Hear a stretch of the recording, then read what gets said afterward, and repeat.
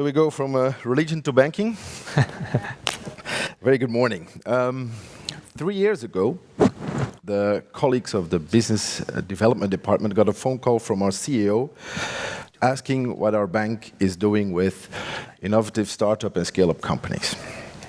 So they started doing some research into this field, looking into what this market is, how many of these companies are there actually in this country, and what our position as a bank is in this field or in this niche market. So they came to two conclusions.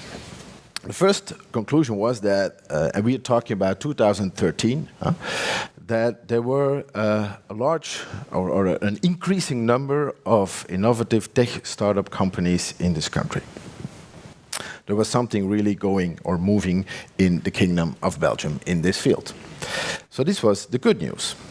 Now, the other news was that we, as a bank, our position in this market was kind of disappointing. We did not have, let's say, the market shares, or we did not have the number of clients we were expecting to have in this field. So we had to start digging a little deeper in order to understand why was this. Now, an innovative startup company is most of the time or a complex technology, which is not always easy to understand because there are often no track records or let's say previous models like this, or they have another business models that we don't always could track or have other benchmarks with. So it was kind of complex.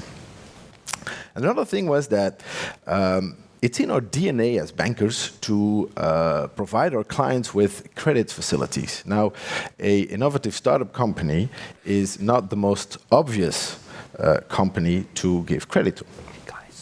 So our bankers were often a little reluctant to talk about credits because they were a little afraid to get not to get approval from the credit committee and had to go to their client explaining why we could not give credit. Now, at the same time, we, as the main bank of this country, we consider it our duty, our mission, to help growth in our economy. Now, helping growth in our economy means helping our clients, company clients, creating value. Now, where was growth coming from these days? So we went out to our economist of the bank who explained us the three pillars of growth. First is growth can come from doing more the same thing. Or it could come from doing the same thing better, which is increasing productivity or flexibility, efficiency, sorry. Or it could come, the third pillar, from doing new things. Now, these pillars have always been there, but the environment has changed pretty well in the last couple years. So the first one, in Belgium, the Belgian European economy, first pillar is really challenging. Our population is not growing. The second thing is, the second pillar, we have the last decades, we have made tremendous steps here. So it is not so important, or it's much more difficult to have another growth in increasing your productivity or efficiency. So this is in decline. So our growth has to come from doing new things, disruptive innovation. And by disruptive innovation, we mean, for example, if you want a better light, it is not improving candles to achieve the better light, but inventing electricity and the light bulb to get better light. This is what we mean. And we have to do this more and faster. So this was our conclusion. Now, if this is our mission and our duty to support innovation, and at the same time, we know that we were not so keen on these innovative startup companies, we considered we had a problem. This was our why. We had to do something. Now, we did not pretend to have the solution just like this off the shelf. So we went to think, we were not going to invent a new product, we were not going to invent a new distribution channel. This was not going to help. So we initiated what we call a co-creation exercise. So we went out to these entrepreneurs, to these startup entrepreneurs, and in the first round of listening, we did some in-depth interviews with them. We did workshops with these entrepreneurs and also actors from the ecosystem. And then we, in a workshop, got together to develop the new service concept that we want to create. Now, what did we learn from them? We actually learned that these entrepreneurs did not expect from us only credit lines. They expected actually much more from us. Of course, they wanted to talk to us about financing. As a banker, we are, let's say, the logic partner to talk about financing. But if we explain to a very young startup company that it is not the role of the bank to provide seed capital, but at the same time we can give them an introduction in a seed capital fund or with a business angel, they were perfectly happy. Because our network matters, and that is something that they wanted to access. We could help them out with partners, clients, suppliers, all these parties, very important to their growth, because for the startup company to go and to scale up, people is the most important, or one of the most important aspects. And there also we had opportunities, or we had possibilities to offer something. And another thing that really came out of this workshop was that they are looking for credibility. A young entrepreneur, a startup entrepreneur, often does not have the credibility with many actors in the ecosystem in order to get to open doors. For example, if you have a company that is looking for the next capital round, and they make up their business plan, their presentation, and they send this to an investment fund with a question to get to come and pitch. The chances they will get invited are rather limited. If, on the other hand, we can help them out with their presentation or their business plan, and we can introduce them to an investment fund where we're also investing as a banking partner, the chances that they get invited for a pitch are much higher. And then last but not least, many of these new innovative companies, they need to go global very quickly. Otherwise, they die local. And there we, as a bank, as a group, as BNP Paribas Group, we really have a nice international network to offer them. So, taking all these things together, we saw that we could really puzzle something together as a first offer. And we called this offer, our concept, the Innovation Hub. Now, we wanted to start off as a startup company itself within the bank. So we started what we call a minimal viable product. The things that we could puzzle together were, first of all, people, our relationship managers.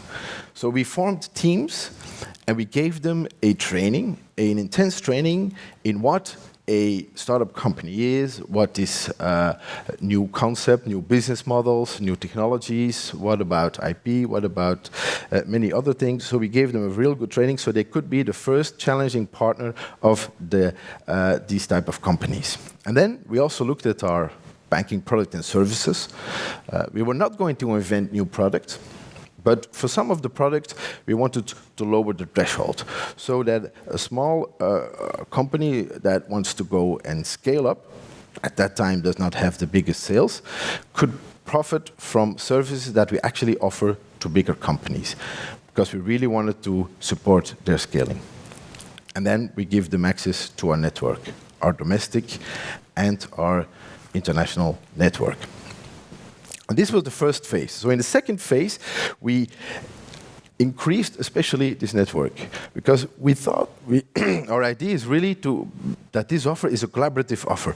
It is not only we as a bank that will solve the problem of these companies. No, we have to do it with a whole community. And in this, for example, we have partnerships. We have quite some partnerships. But one of the examples is a co-working place it's called Co-Station, where we partner up with other corporates, and we created actually the largest co-working space here in Belgium. So, in a short, where 2 years ago we were afraid or we stayed away from these companies, today we roll out the red carpet for them. And what have we done in these 2 years? Because we started in 2014, we went from 3 innovation hubs of 3 locations to 9. We have quite some partnerships that we concluded that we have with many actors in the ecosystem. We are onboarding every week new clients, and I think I can say that we are considered as a real reliable actor or partner within the startup economy in Belgium. And this is not me saying, this is quite some clients of us that testify, that share their story with us on, and with you on our website. So I'll invite you to take a look at the website of our innovation hubs and join us there. Thank you. Great. Thank you, Hans. Thank you for coming. Any questions for Hans? Anyone? Gentleman right there. One question.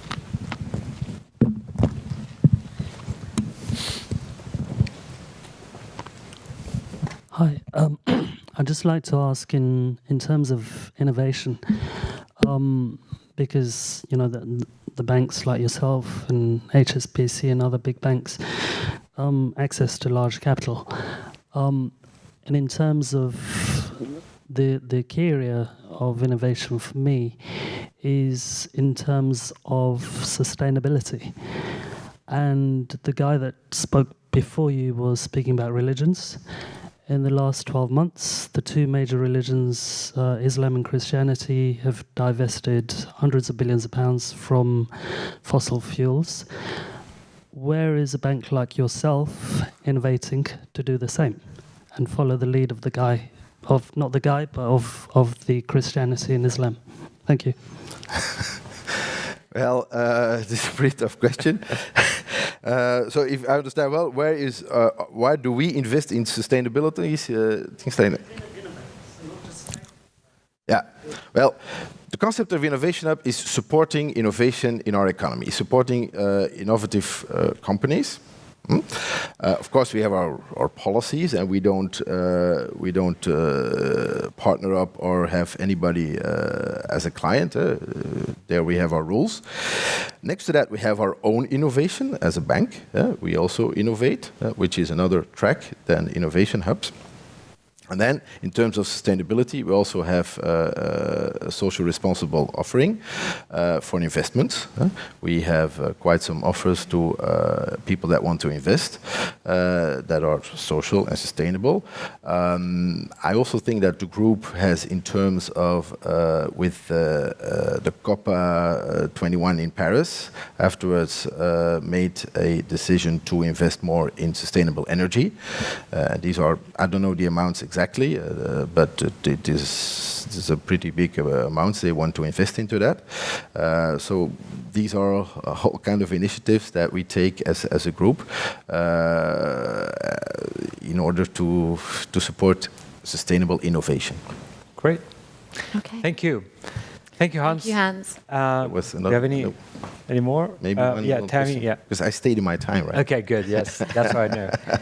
Good morning. Where have you found the most success from the entrepreneurs and startups that you've worked with after implementing this plan? What exactly? Where have you seen the most success? Where, in terms of area, or with the entrepreneurs and the startup companies? Now that you've implemented this plan to have a holistic program to get them through, what types of businesses have succeeded? Well, all kinds. We are. We're looking in industries like ICT, green tech, clean tech, biotech.